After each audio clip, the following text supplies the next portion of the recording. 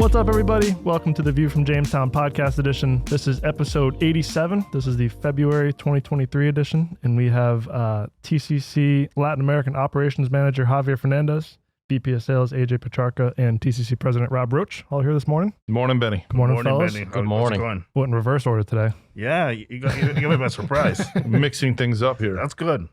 Trying to. How you guys Keeping us doing? on our toes. Welcome back from the various beaches you guys have recently been on. Jealous? Yes. I was away for 3 weeks in motherland, Peru. Thank you for clarifying which motherland we're talking about. Yeah. So it was Thank good. you for the pictures of the, ceviche. And it looks, Yeah. oh my God, amazing down there. Fresh, so fresh. Tiradito. Yeah. Oh, yummy. Can we get a close up of the teeth too? Let me get You a got smile, new Javi. teeth. Look at that smile. You stuck with the same shade, I guess. You didn't go Yes. lighter. No, Same shade. Same shade. Not bad. Look good. They look good. Thank you. AJP was in Florida. Yep, still got my same teeth. Yeah. good to know that's not a prerequisite of going on vacation. Get new teeth. And Robb is also on the beach as well. Jealous. of you St. guys. John, yep. Quick trip down there last week with the kids. Yeah, it was a nice time to get out of Rhode Island, February. Good time for it. Yep. We are mid to late February. We are a month out from AFPM, which always seems kind of like a guideline of, I guess, like when spring really starts. Always nice going down there. It's obviously warmer than it is here. Not that it's been all that cold here, but we are getting through kind of the end of winter here. Obviously, more than halfway through Q1 of the new year. How would you summarize how January and February has been? Seems like obviously Q4 was quite slow and maybe isn't a great barometer of how busy stuff really is, but I think January and February have been a little bit busier at least. How would I summarize January and February? Meh.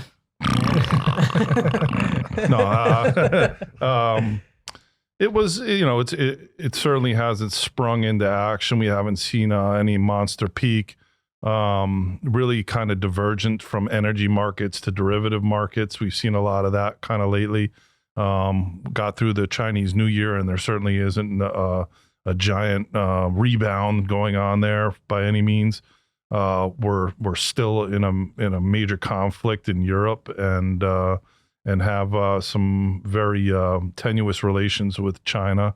So how would I summarize things is muted.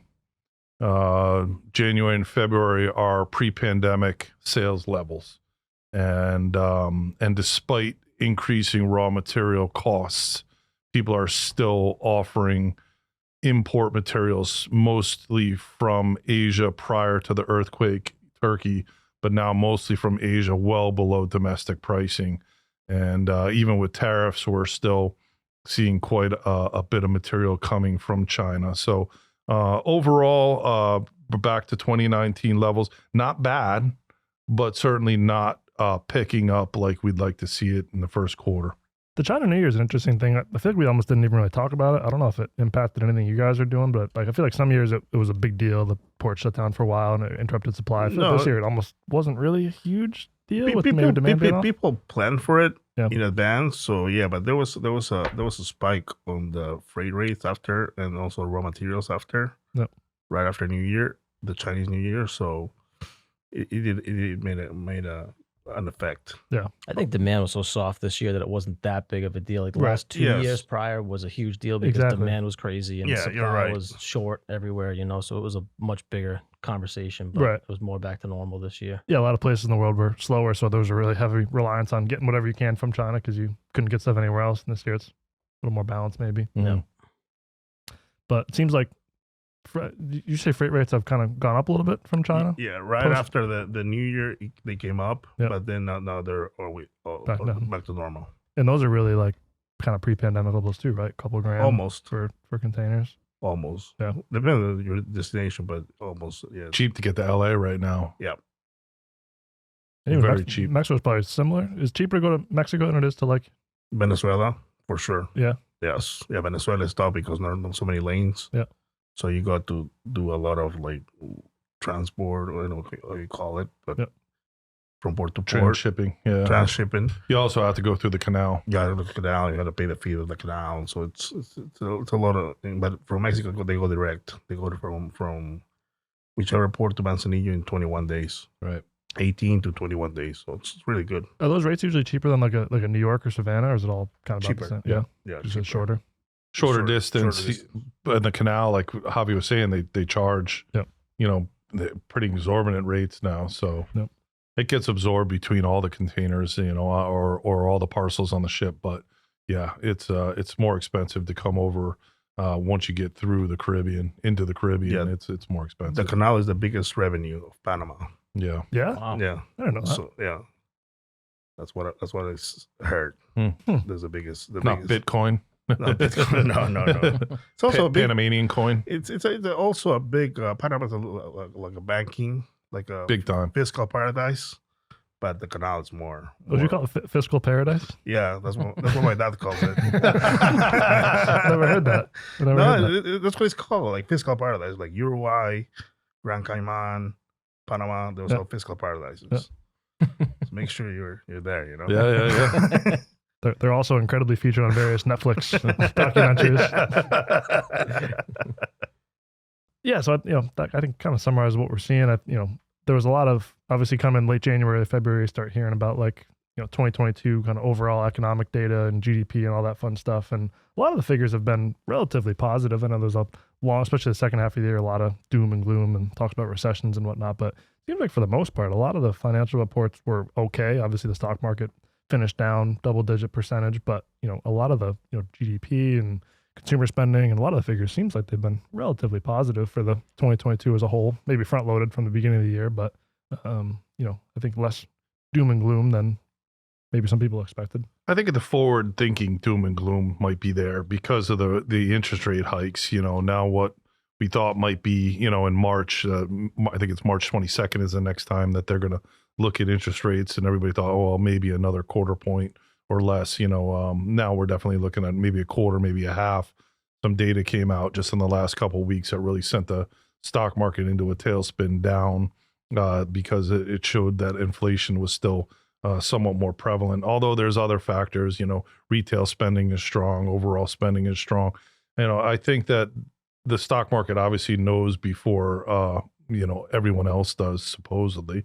And it's showing us that there's some concern that the rest of the year will remain muted based on these higher interest rates. And we're already starting to see it locally here. Like I have friends that are in the construction business and they've got their current job, but they don't have 6 jobs lined up in front of it. So, and then there's also a massive migration right now. You saw that, Javi went to Peru, AJ went to Florida, I went to St. John. We're back to travel. We're back to eating meals at restaurants. We're back to going to the bars with our buddies.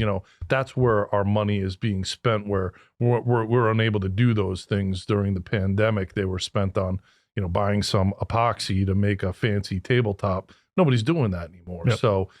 So that propped up demand has come back to normal demand, and where, we need to settle at that level. In the meantime, folks like us, folks like producers, distributors, traders, they all got high priced inventory that they don't want to drop down real quick and get and sell, at half of what they paid for it. So, they're gonna hold that as much as they can and sell it at those levels. High priced inventory is a factor right now. It's now been 8 months of high priced inventory, so you're seeing less and less of it. My concern is going forward when all that inventory is gone, nobody re-ups on any inventory, and then there is a casual demand uptick. There's going to be nothing there. So we're starting to see in our business 2-3 day lead time orders. Oh, we got an order for materials at the plant. We got to go get raw materials. Well, we got it in stock. Yep. We're able to deliver it. We get the business. It's not a matter of 2 pennies. Right. That we didn't get the order. We got the order because we have the product available. It's here. We're in this. We're in this for the long term. We've got inventories. We got product available. We win the business. Yep.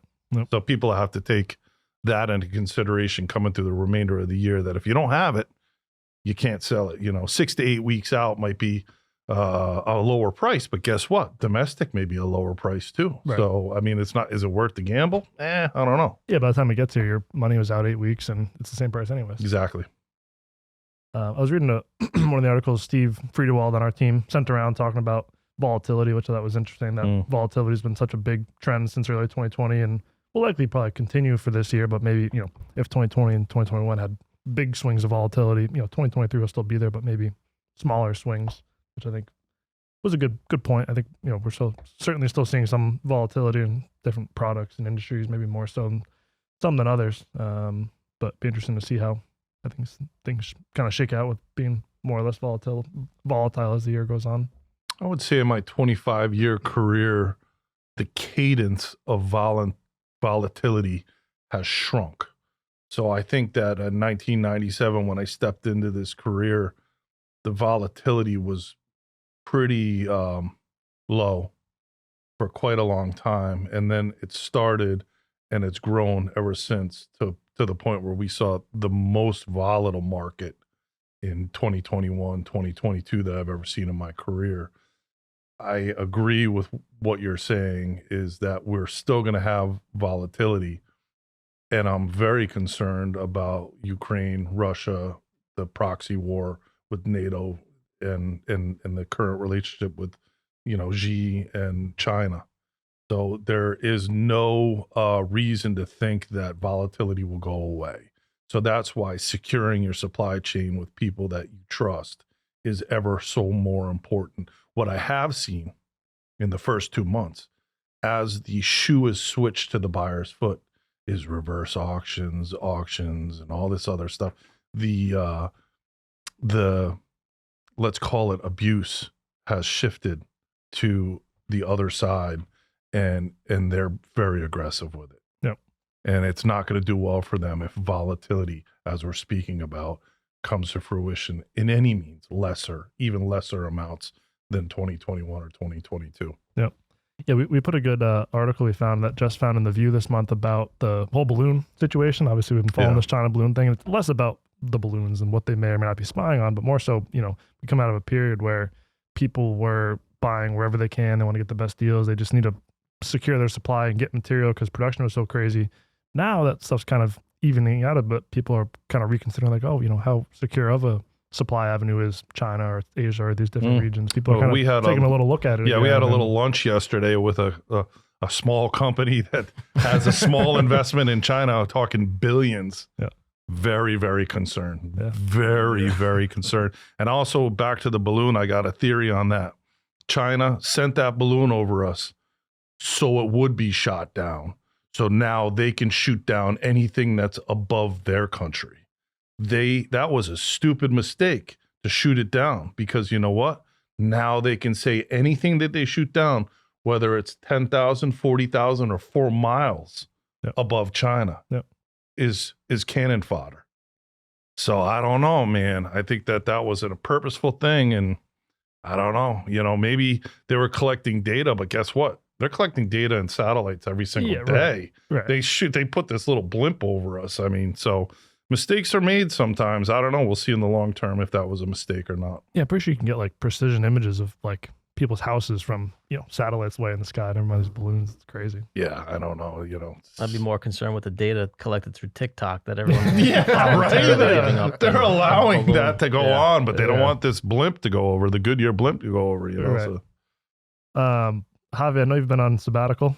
Yes, that's correct. That's correct. I mean, a sabbatical, 3 weeks sabbatical. We were asking Javier when his retirement party is going to be. starting to plan. It was a couple years ago. The second one. But how's things with your Latin America customers, contacts? How's the general mood been? Diverse industries are picking up. I mean, opposed to Q4, Q1 has been good for Latin America. The demand's picking up, so customers are happy, are planning better. They plan a Chinese New Year, no problem, and they're looking for new ways to save money. They're asking for longer terms. They're asking surprise. It's this time. They want us to finance their business. Right. So we're in that process, but things are good overall, and different industries are picking up. Others are flat, but overall it's an upward trend for Latin America. Obviously, people in Latin America are traveling, as seen in our TCC AFPM golf outing lineup. Yes. Yeah, people, Latinos like to travel. Yeah. And February is a big travel month because of Carnival. So Brazil is off February for Carnival, and other countries are like Venezuela, Panama. They all Carnival. So you just follow Latin America work schedules, are you telling me? Yeah, kind of, kind of. No, it's good. That's good. Good that there's a lot of positives coming out of. Yeah, Mexico, yeah, Latin America. it's picking up. So I'm happy. I'm happy because Q4 was a kind of slow. Yeah. very slow. So we'll see. Good. No, it sounds like I'm good getting news. copied on POs from Javi all of a sudden. So Wow. it's a good sign. Things are picking up for him. You can see the trends in LatAm Yes. just by the Yes, exactly. by the PO flows from Javi. That's the global indicator of Latin American production. That's going to be posted somewhere as an like Number of publicly emails available. in Rob's inbox from Javi. That's a stat right Can we there. get IT working on that? Can you see some graphs? Graph that. Went from very low Q4 to it's starting to come up. It's Yeah. starting to come up. Yeah, I want to see the data. I want to see a hockey stick on POs. Obviously, we talked to I think a bunch about kind of specific industries. We had some calls with customers that focused on construction type applications, automotive. Kind of hear mixed reports on things. I think there's a lot of up and down. And we had a call with a customer this morning. They said there's a lot of differentials. Some industries are very much a buyer's market depending on the raw materials and supply. Some markets are a little bit more balanced with still kind of a mix between buyers and sellers markets. So it's been interesting seeing which industries have gotten more competitive or not. Like you said, we've seen some more RFP and reverse auction activity in certain industries. So, I don't know if there's any industries you want to kind of cover specifically, but definitely we've seen a mix in positives and negatives from different end use cases and industries out there. Well, if you're talking about chemicals, or you're talking about the things that make chemicals, because I think maybe a highlight might be propylene and benzene. Yep. Those two are divergent from, $76, $78 a barrel oil right now. You got 11-cent increase on propylene coming into February, and what looks to be a 5 to 7 cent increase on propylene going into March. So that's an interesting one. Also, benzene. Benzene has been trending up quite substantially, over $4 per gallon on the spot right now. So again, benzene numbers, if you're talking chemistry, again, it's back to my earlier point. If you have it, you're going to get market pricing for it.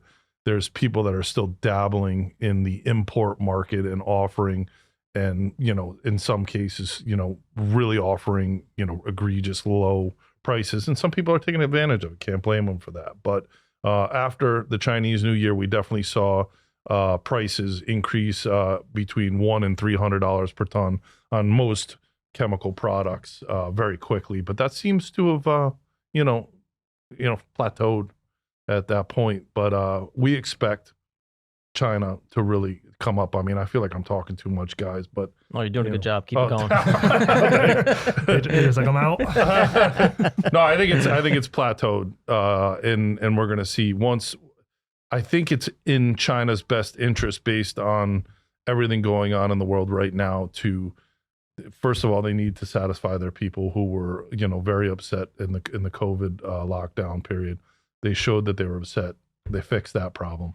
Now they got to get them back to work. So I think that there's going to be, and obviously in communist country, they have some control. I think you're going to see some robust demand, but it's going to be a month or two that the system has to get back up and running again. Yep. We're starting to see prices pop in China and a lot of things with increased demand. So we're starting to see some trickle of that effect happening at the moment. Yeah, I think it'll ramp up. Yeah. I think it will, especially coming into summer and things like that. And especially, Matt, just remember when we came out of COVID, like how we acted. Oh yeah. I mean, it was like, Yep. I'm still acting that way. I'm like, you feel like you come out of something and you just got to do everything that you couldn't do, which is travel, eat, go to restaurants, service industry, Yep. which isn't good for us. I mean, we're a materials industry, but when people start traveling and people start, going worldwide and eating, and you use a lot more energy. So, we're basically feeling that energy values will increase, especially with the lack of energy from Russia, except for places like China and India. Yep. Have you guys seen any of your customers or specific industries that seem more or less higher demand, lower demand than normal. I know you probably have some of your seasonal products maybe starting to kick in, whether it's stuff you brought in over the winter time or maybe starting to look ahead at spring. Yeah, it's pretty flat to down as far as demand goes. I can't think of anything that's really popping on the demand side right now. Like fertilizer prices are coming down, but that's pretty steady Eddie. You know, I can't I don't know. I can't really point to anything that's highlighted as robust demand right now. Yeah. Javi, you concur? Concur. Yeah. Agreed. I think maybe down in Latin America you might see some paint and coating demand because they typically in the summer. Yeah. So you're starting to see some demand for the UPR derivatives, coatings, paints type of derivatives. I mean, I'm seeing your POs, and that's what I'm thinking. Like they're getting ready to paint. Yeah, the demand's it's picking up. I think. I mean, as I said, based on Q4 numbers, the Q1 is much better. Yeah. Do you find yourself, as we're planning for AFPM, do you find yourself busier this year versus last year? More people traveling? More people traveling for all over the world, so it's busier. I mean, it's almost a full schedule, but it's going to be a busy week. Our AFPM schedule is packed. The things like, I don't think I've ever seen it so busy before. Yeah, we had some time slots where we had 5 or 6 meetings booked in our hotel. We're trying to figure out where to put people. It's crazy. That's a good thing. Good problem to have. We touched on kind of logistics as well. Obviously, the ocean freight stuff. Seems like U.S. truck freight has been okay too. I mean, we're getting a lot of inbound calls and inquiries for 3PLs and companies wanting to, offer us freight rates. And we talked with TLC last time, and they said obviously as things get a bit slower, you get more availability. It just seems like it makes sense. So I think we've had pretty good luck with a lot of freight rates. I don't know. I know some of those long hauls still remain kind of expensive. Like we're shipping stuff from kind of the Midwest up to the Northeast, and it's still pretty pricey. But what's coming down, because I had some lanes that were 22 cents at one point in time. Now today they're 16. I mean, it's because fuel surcharge is less coming down, but also the price of the freight itself, the quote itself, is coming down. So it's getting better for sure. Yeah, it seems like there's going to be congestion, isn't there? Yeah. I was going to say, it seems like there's a new floor on freight rates. Like it's not going to be down to where it was pre-pandemic, but it's getting down to better prices than they have been. Which is like you see some of these, they want to offer kids $100,000 or whatever out of college to move freight, which makes sense. We need more drivers, but obviously that comes with a cost, and you may see that with just higher base rates now. Yep. Unless they're autonomously driving, trucks, which again, the discussion about that is a reason to not go into it. If your career is 5 years until these trucks are driving themselves, why you can make $100,000 for 5 years and then you're out? What's the point of getting into it? So, there needs to be a better understanding of what the future is. And we do have a big infrastructure bill, which maybe will tackle some of that. Yeah. Our next kind of segment topic, we have Kaitlyn Hagan from our office coming on. She's been on before. Was that you? Or was that George? No, that was me. Oh, that was you. I can't tell if it's the sound bar or if it's actually you. But yeah, so we have Kaitlyn coming on. TCC is proud to have been awarded a silver medal for the EcoVadis 2023 year, which is great. We also had a 2022 silver medal, but showed a I think double-digit increase in certain categories for this year, which is great. So Kaitlyn's going to come on and talk EcoVadis. I know something that we've put a big focus on the last couple of years, and is important. Certain regions, especially I think in Europe, has a much higher importance, and something that's been good to put a lot of effort into. Really proud to get the silver medal again, and hoping to improve to a gold in the future and beyond. So we're working hard at that. Yeah, we'll flip it to Kaitlyn to talk more about EcoVadis. She's certainly our in-house expert, so we'll give it over to Kaitlyn. Morning, Kaitlyn. How you doing? Good morning. I'm good. How are you? Doing well. Welcome back. Thank you. Is your second ever podcast appearance? Have you any other podcast guest appearances you don't know about? No? Nope. Nice. It's always nice having new people on. It's fun. I enjoy it. That's the response that we hope from everybody. Yeah, so. It's a little intimidating, but no, it's no big deal. It's good stuff. No big deal. We are here to talk about EcoVadis and sustainability and all those fun topics these days. Yes.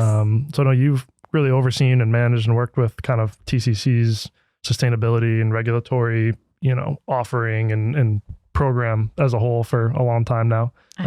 Which obviously the EcoVadis falls under. So obviously TCC was just awarded a silver medal for 2023. So really want to talk about, for anyone that maybe kind of framing it where if you have no idea what EcoVadis is or what the program means or what the medals mean, what is the program, what's involved with obviously the application processes and getting a medal and getting ranked and obviously what does it mean for TCC to have that silver medal for 2023. So I'll let you kind of just, explain it as if somebody, knew nothing about it and what it is and what the program is and what it means to have a medal and all that fun stuff. Absolutely.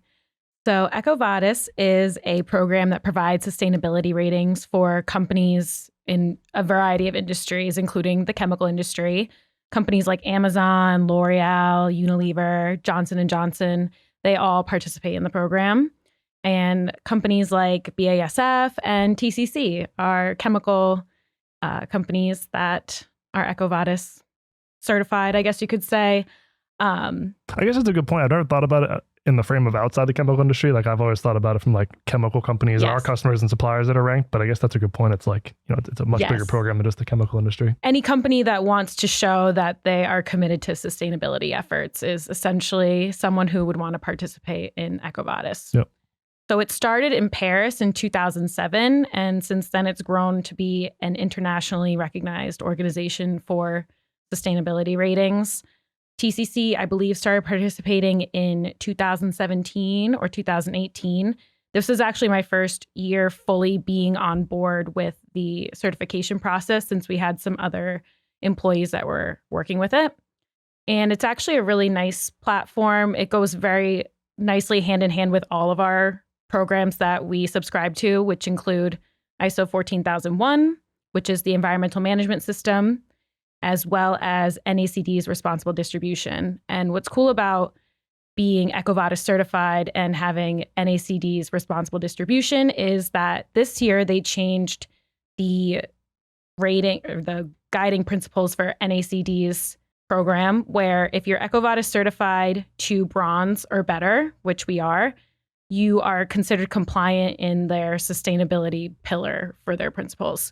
So it kind of gives us a one-up and a pass and helps us when it comes time to be recertified to responsible distribution that we have a leg up. Sure. And it'll help us. Was it bronze, silver, gold, platinum? Yes. Yep. So the ratings quickly. There's a good, which is bronze, and that is a score, an overall score of 45 to 64. Out of 100. Out of 100. Then there is advanced, which is silver, which is TCC, which is a 65 to an 84. The next level is outstanding, which is gold, which is an 85 to 100. And then the platinum is a special recognition. You're the top 1% of all the EcoVadis companies. So we do have some relationships with suppliers that are platinum, which is really cool.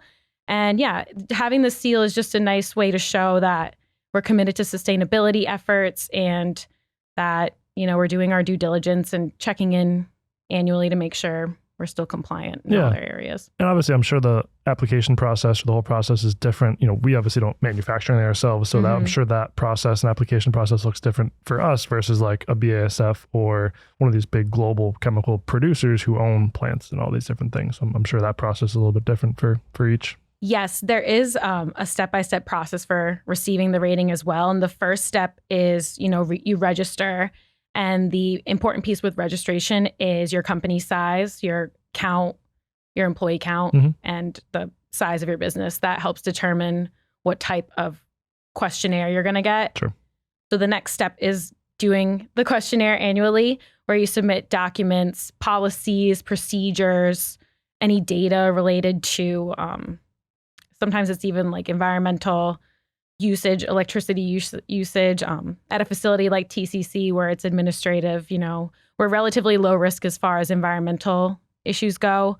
But the concern is, the suppliers and the partners that we do business with is hoping that they also participate in a similar program. Right. Or at least have procedures in place that if there were an accident or an incident that they would do the right thing, essentially. And from, obviously, I've never been involved with the application process, but I know from what I've kind of overheard you talking about in office meetings and stuff, it can be a pretty rigorous sort of application process and a lot of detail involved. This one is actually very rigorous. It's similar to an audit. What's nice is it's a lot of document uploads. It's not as intense as an actual audit with a human sitting next to you, watching you complete the procedures.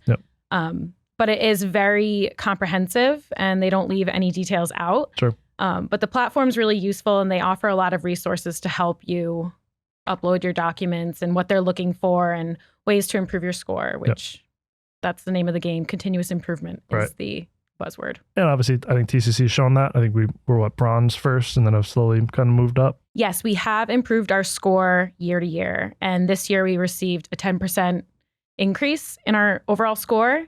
And we also received another increase, I believe that was also 10% in the environmental pillar, because there are different pillars of the system. Sure. So you have your environmental pillar, your labor and human rights pillar, the ethics pillar, and your sustainable procurement pillar. So you have to hit each one of those, showing documentation that you are operating in a way that promotes those initiatives. And it's amazing how big of a thing it's gotten, even in the last maybe just couple of years. Like I know a lot of customers and suppliers, even I deal with, they'll ask, you get a new supplier questionnaire form and here it is. And there'll be a checkbox. Like if you have EcoVadis XYZ, you can skip certain sections. Like it shows that you're already approved in these different things. So it's certainly a great thing to have. And it's amazing how it seems to come up more and more and more with suppliers or customers or people that, really are keeping an eye on whether you have a certain rating. Not that it may be make or break whether you do business or not, but it's really a nice thing to have and helps that workflow for sure. Yes, it helps you skip a lot of paperwork and it helps you become a face of something that is looked at in a good light. You see that a lot I've seen it a lot with customers asking for ISO certificates. And I think EcoVadis is kind of gaining in popularity, especially in the US now for that type of recognition as far as a system you're using to maintain your operations responsibly. Yes, obviously we got that silver 2023 medal recently, which is great. We've had the little banner on our emails. I know that's dealing with anyone TCC sees the email banners. We'll put the email banner right here because I like making George work and post at it. But it's been great. We've had a lot of feedback. Even we were talking about on the full podcast episode that we've had people replying and either asking about it or saying congratulations on that. So it's a good way to put it out there, and it's great to have. And I think it's been a nice addition the last 5-6 years being ranked with that. Yeah, it's actually interesting. Just before this podcast, I received a request from someone saying, hey, we're trying to be EcoVadis certified. What tips do you have? And, we're just starting the process. So any help you can give us is great. And you didn't know you'd be the foremost expert in EcoVadis. No, huh? I didn't. Especially after this podcast, they're going to be flying. I know. I think I'm going to get a lot more of those requests after today, but it's all in good stuff. Happy to help. And, I think the program's really great and it's helpful to, maintain new business opportunities and, show that we're a responsible company. We care about the environment and all the good stuff. Well, like you said, it's all about continuous improvement. Like it's a outline and a format to make sure we're continuing to do different things as a company and improve and continue to grow on what we did last year. So even just that, even if it never even got published externally, if it's something that got sent to us and nobody ever asked us about it, it's still a nice thing to do for us because it just shows that we're continuing to improve as a company. Yes. And then what's great about the EcoVadis too is that it's annual. So it's a good timeline to think, what worked, what didn't, what can we do better? Right. And what's the timeline to a gold medal? I'd love to get it for 2024. Yeah. I think we can, now that I've done it in full and see where our gaps lie and ways we can improve. And I think it's in our future for sure. Hopefully next year. If not next year, there's always the year after. So. All right. Well, I'll send you a calendar invite for 1 year from today. We'll do this exact thing again. We'll talk about our gold medal. Yeah, and you can hold up the gold medal. Exactly. Yeah, it'll be good. We should get little like actual ones made. Like it's really just a digital thing. Like that, we put the thing on our email banner and stuff like that. But we should get like little actual banners. A nice little thing would be cool. Like EcoVadis, if you're listening, feel free to send it over. Yeah, we'd love to see that sitting on in our conference room over there with all our other certifications. Exactly. Well, I appreciate the introduction and update on where we are with EcoVadis. I think it was a great overview. Even just talking to the guys, like, I'm going to listen to that because we're EcoVadis ranked, obviously, and we talk a lot about it in office meetings and things like that. But there's a lot of intricacies, and obviously you're neck deep in what it entails to be approved and have these stamps, and you know more about it than anyone else in the company. So it's be a good internal update on what it is and what it means, as well as I'm sure a lot of people out there that maybe your company has EcoVadis ratings, but even you're not 100% sure what it means and what it entails. So it was a great overview. Appreciate you coming on, and we'll talk about our gold medal next year. Yeah, absolutely. Thanks for having me. Thanks, Kaitlyn.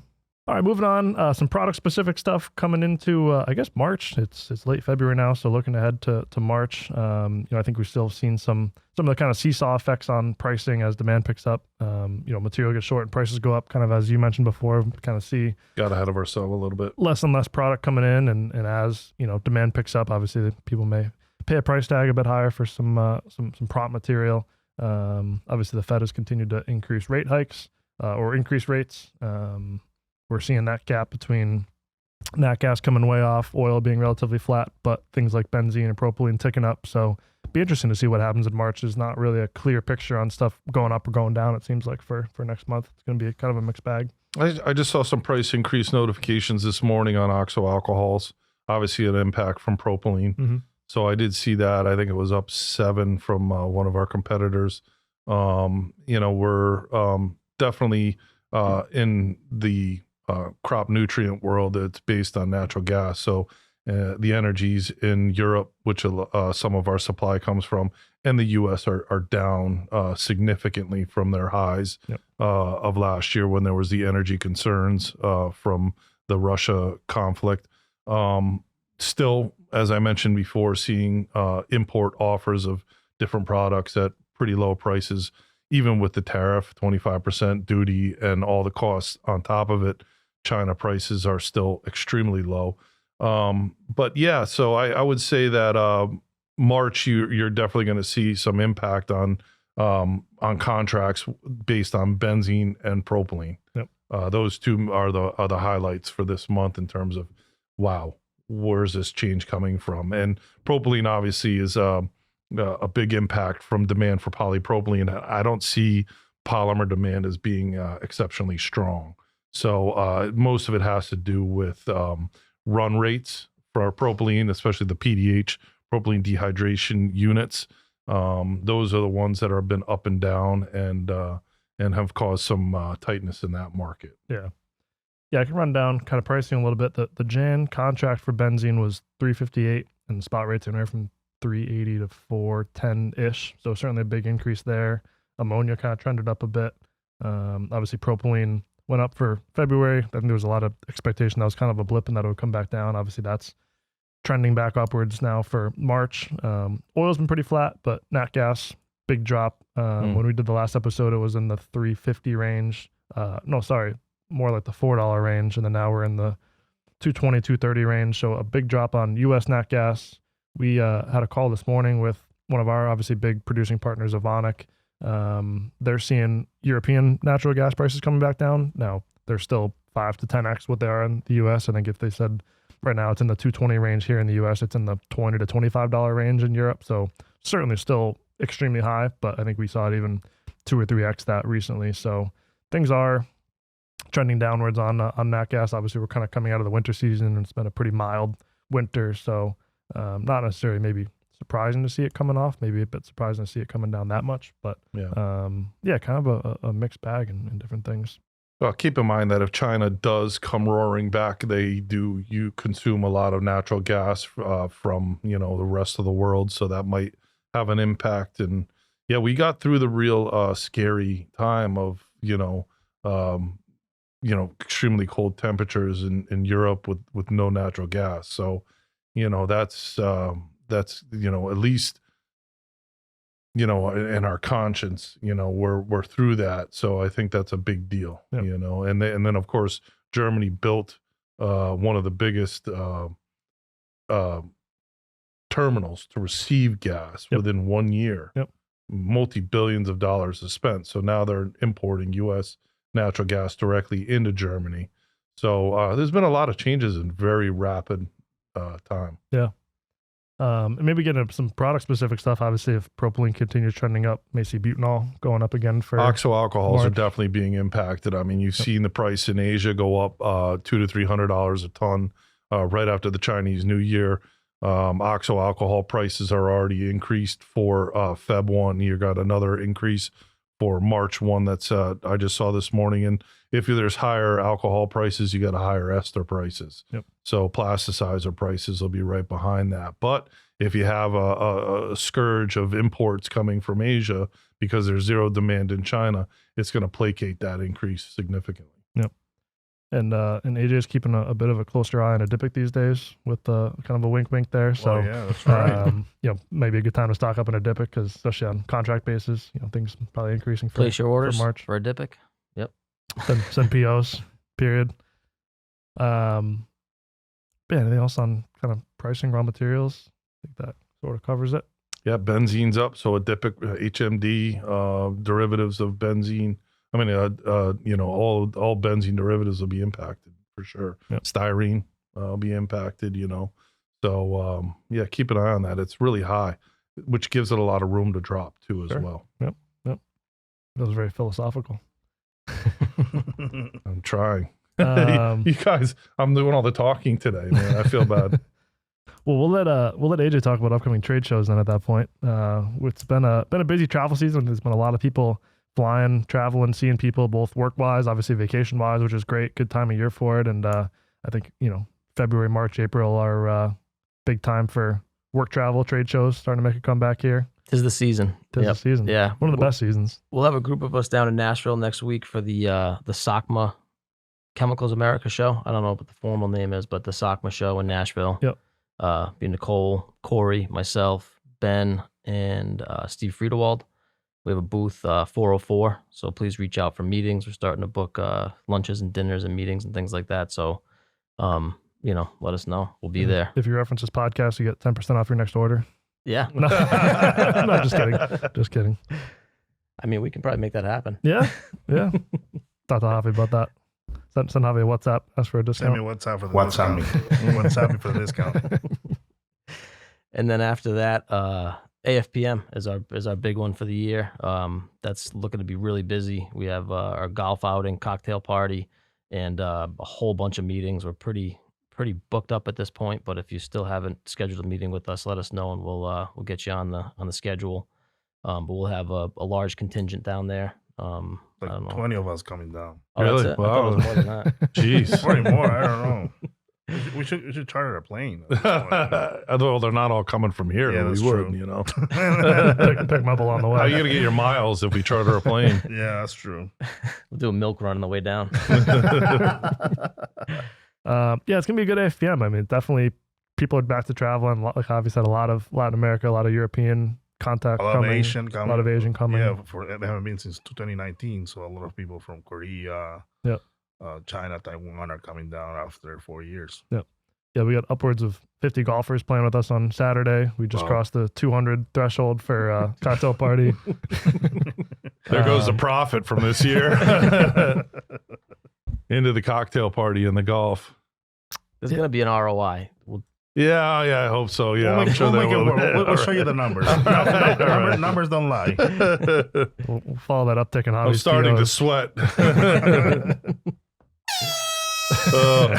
It's not the lights this time. But no, it's gonna be busy spring. Looking forward to it. Yeah, And then you guys get to go to Delhi. I was just going to say that. Yeah, it's in May, but we're starting to book meetings. Javier and myself will be in Delhi for the APIC, which is the Asia Petrochemical Industry Conference. And it's the first one in person since prior to COVID. So Yeah. Oh yeah, Should be a busy one. There wasn't one last year. No. I think they did a virtual Maybe a virtual or or something like that something, last year. But yeah, this will be the first in-person one. So Tell us about your feelings on Delhi. I don't have many feelings. I don't know much about it, but I'll report back after the trip. And I'm looking forward to it. I've never been to India, so I'm looking forward to it. I'm excited to hear about it. I think it's Yeah, gonna it'll be cool. It's gonna be hot, not cool. Yeah, right. Yeah. Not cool. 120F is what I heard. WTF. I didn't even. Yeah. What was interesting is, I was working with these guys to book the flights, and what's interesting is they can go to JFK, which is in New York, if you don't know, but they can fly direct to Delhi Crazy. for 15 hours. It just seems impossible to me, like how do they do that? But a direct flight to Delhi, it's not so bad. Sounds equally as convenient as much as I don't want to actually do that. Doesn't sound like any fun at all. Yeah. Like I understand the convenience aspect to it, but it doesn't sound like Javi loves that. I mean, I he would be. I usually go to JFK and then go to Buenos Aires, Sao Paulo, Rio, wherever I need to go. It's just easy, just because, or that, or make another stop. Right. Might as well just go to JFK. It's only a 3-hour drive, by the way. Yeah. For people that don't know. He gets 3-hour drive. He gets business class. When he gets there, he gets concierge level, free drinks, free food on the flight. You know, you can sleep. You know, I ring my CPAP and just connect it and just. He's out. If you're gonna do it, you might as well do it right. Yeah, I agree. I have no issues with how Javi does it. Might want to write a book on that. People will buy that. It'll be a bestseller. You know, how to travel right. Big money right there. Big money. That's the caption on AJ's expense report. If you're gonna do it, you might as well do it. Might as well do it right. Cindy might stop that though. That's our motto for the golf outing too at AFPM. Yep. Go big or go home. Exactly. That's right. Exactly. Some TCC news. Javi, would you like to share some of the TCC news? You go. You want me to share? Yes, please. We're happy to help Ingrid Ruiz welcome a new baby, one of our Mexican Oh, congrats, Latin Ingrid. American sales reps. Yes. New baby. New baby. Emmanuel. Welcome, Emmanuel. Wow. Congrats to congrats, Ingrid. and Angel. Yeah. Angel will be at the cocktail party. Oh, fantastic. They're not bringing the baby though, right? No. Angel is the chemical industry. But she's not coming, right? No, She's going to she's stay not home with the coming. baby? Yes. Okay. She's on maternity leave or whatever you're going to call it. Yeah. So very excited. How long is that in Mexico, maternity leave? A year. Come on. Are you serious? No, 3 months. I mean, you know. No, I guess it is. In China, it's 15 minutes, you know, so. the standard is, I think, 3 months. Wow. I mean, in Europe, for men, it's a year or 2 years. So Yeah, I think it's a year for both. Canada, it's also a long time. Wow. Canadian. Wow. Yeah. Yeah, like AJ was given time after he had kids. He came right back to work. He just wanted to come back to work, and so did I. We came right back to work. I don't think paternity leave was a thing when I had kids. I don't think me and you. I don't think we I had took the vacation option. days for that. Yeah, I think you had to. Yeah, we'll have to give those back. I know after like the first 4 days, you were texting me like, "When you coming back? What are you doing?" Yeah. Like, I'm like,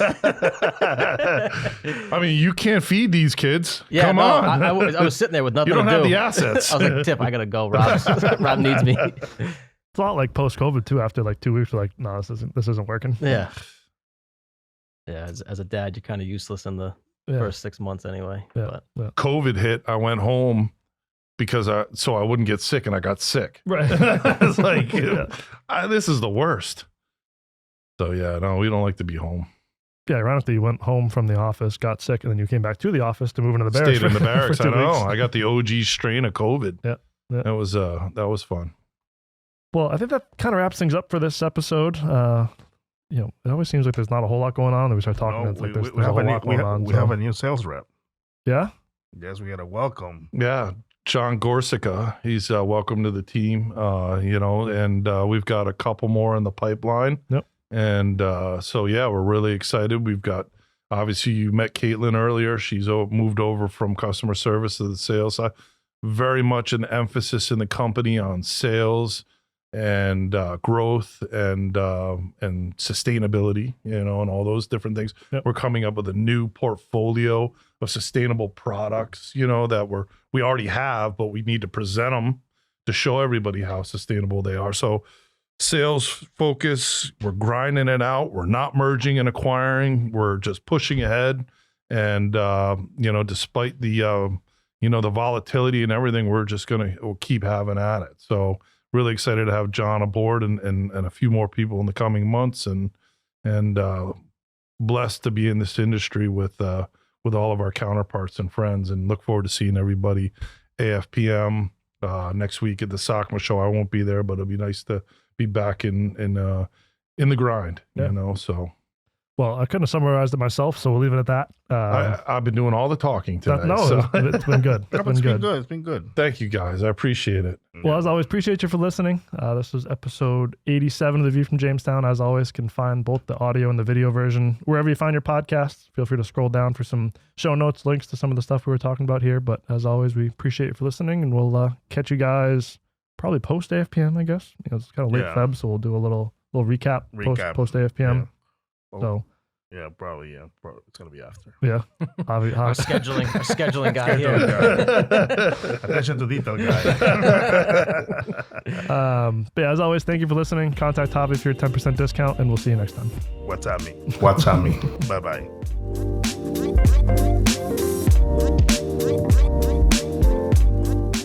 Thank you for streaming the View from Jamestown podcast edition. Like and subscribe for more.